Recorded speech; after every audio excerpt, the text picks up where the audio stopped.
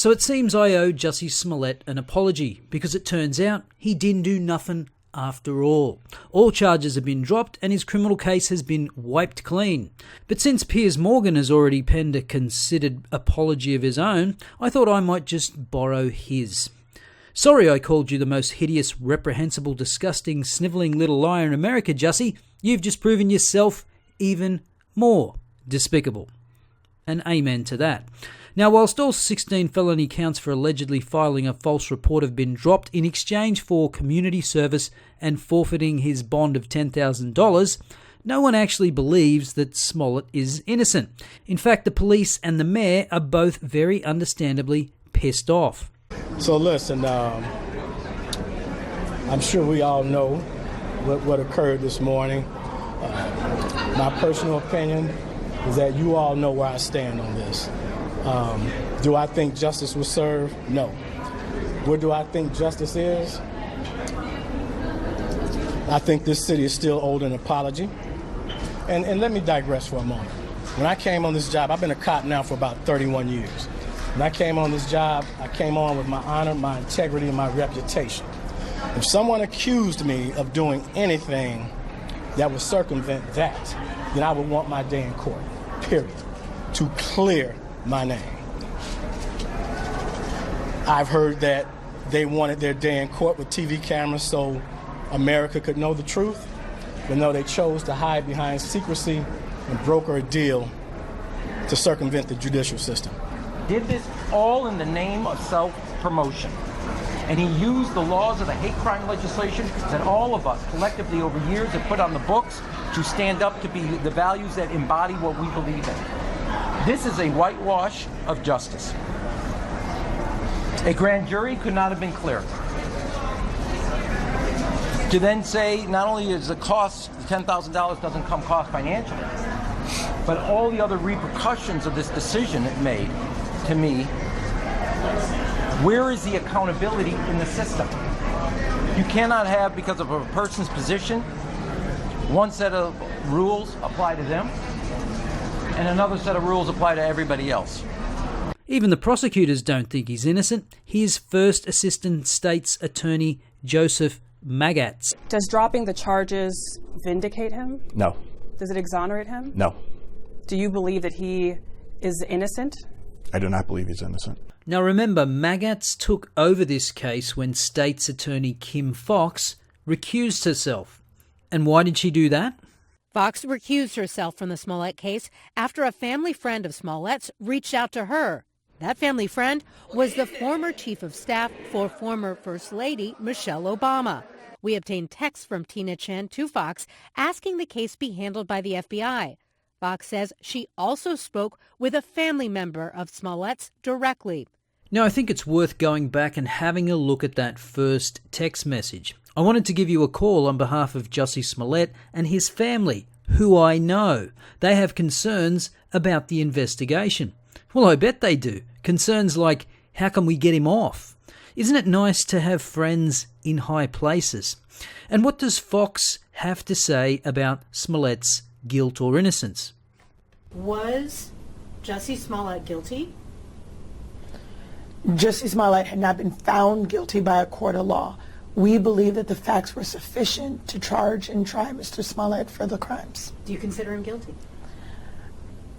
He chose this alternative prosecution method. The court has not found him guilty. I believe based on the facts and the evidence that was presented in the charging decision made by this office believed that they could prove him guilty. Do you think that he's culpable of falsifying a police report? I think this office, based on those charging decisions, believed that he is culpable of doing that. Okay, so the police don't think he's innocent, the mayor doesn't think he's innocent, the assistant state's attorney doesn't think he's innocent, nor does the state's attorney that recused herself from the case. But what does Jussie Smollett think? I've been truthful and consistent on every single level since day one. I would not be my mother's son if I was capable of one drop of what I've been accused of. This has been an incredibly difficult time, honestly one of the worst of my entire life. But I am a man of faith, and I'm a man that has knowledge of my history, and I would not bring my family, our lives, or the movement through a fire like this. I just wouldn't.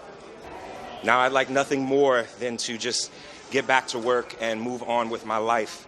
But make no mistakes, I will always continue to fight for the justice, equality, and betterment of marginalized people everywhere.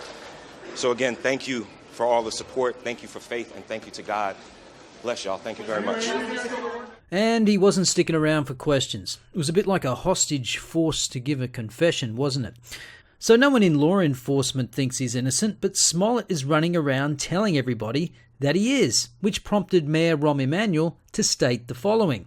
You have the state's attorney's office saying he's not exonerated. He actually did commit this hoax. He's saying he's innocent and his words are true. They better get their story straight, because this is actually making a fools of all of us. And that's exactly right. So what is the justification for letting Smollett off? Well, here's the assistant state's attorney again.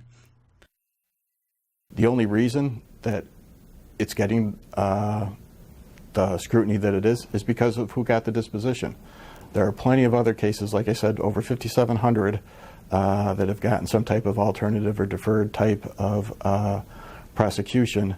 And Chicago's WGN9 quoted maggots as stating further, "We looked at all the facts and circumstances of the case, the resources that we have, our priority of addressing violent crime, Smollett's criminal background, his lack of criminal background, he didn't have any felonies or violent felonies in his background. Based on all those facts and circumstances, we felt this was a just outcome in the case." Maggots denied that this was the result of preferential treatment. And State's Attorney Fox echoed this justification. If he is culpable, if you think that you could have gone forward and proven guilt, why not move forward and prove guilt? Because this is consistent with what we do in alternative prosecution. And I think it's important because I don't think people understand what that is. In the last 2 years, we've had 5,700 people participate in some form of diversion program because we want to get to just outcomes. So, nothing to see here then. It's not because Smollett is a celebrity from an oppressed minority group. It's not that he's got friends in high places that have a direct line into the state's attorney. No, it's just like the 5,700 other cases where they seek alternative dispositions. Well, I'm sure given that there are so many cases like Smollett's, it would be easy to produce some similar examples. Or maybe not, as the Cook County State's Attorney's Office is scrambling to find similar drop cases, as this internal memo states. Hello everyone, we're looking for examples of cases, felony preferable, wherein, in exercising our discretion, have entered into verbal agreements with defence attorneys to dismiss charges against an offender if certain conditions were met, such as the payment of restitution, completion of community service, completion of class, etc., but the defendant was not placed in formal diversion program. Please ask your ASAs if they have examples of these types of dispositions, and we will work with them further to figure out on what case it was done. Nobody is in trouble. We're just looking for further examples of how we, as prosecutors, use our discretion in a way that restores the victim, but causes minimal harm to the defendant in the long term. P.S. This would be enormously helpful with pulling off this last-minute ass-covering exercise. And guess who else isn't buying it? The National District Attorneys Association, NDAA, which is the largest prosecutor organisation in the country, representing 2,500 elected and appointed district attorneys across the United States, as well as 40,000 assistant district attorneys. In light of the Smollett decision, the NDAA put out this statement on prosecutorial best practices. The recent incident in Chicago involving actor Jussie Smollett is no different and has garnered national attention as the case has made its way through various phases of the investigation and prosecution process. While details of the case remain sealed, several observations must be made in order to increase, not diminish, the public's confidence in the criminal justice system. And just as an aside, State's Attorney Fox is now claiming that it was a mistake that the case was sealed. Well, of course it was. First, when a chief prosecutor recuses him or herself, the recusal must apply to the entire office, not just the elected or appointed prosecutor, which Fox did not do. Second, prosecutors should not take advice from politically connected friends of the accused. Third, when a prosecutor seeks to resolve a case through diversion or some other alternative to prosecution, it should be done so with an acknowledgement of culpability on the part of the defendant. A case with the consequential effects of Mr. Smollett's should not be resolved without a finding of guilt or innocence. Fourth, expunging Mr. Smollett's record at this immediate stage is counter to transparency. Law enforcement will now not be able to acknowledge that Mr. Smollett was indicted and charged with these horrible crimes, and the full record of what occurred will be forever hidden from public view.